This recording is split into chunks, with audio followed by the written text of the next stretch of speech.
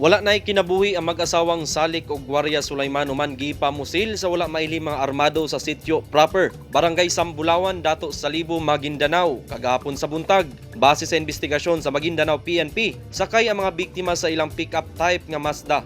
Patabok na kini sa kalsada nga gibaha, kalit silang gipamusil gamit ang punto kalibre 45 ug 9mm pistols. Ang mag-asawa gikan na malit og saging sa North Cotabato ug mopauli na unta sa Dato Unsay Municipality. Napagan pa sa pagpamusil ang driver sa payong-payong nga tricycle nga giila sa mga pulis nga si Narix Bangkaling nga nadala pa sa ospital apan namatay gihapon. Personal grudge ang migawa sa inisyal nga investigasyon sa mga pulis.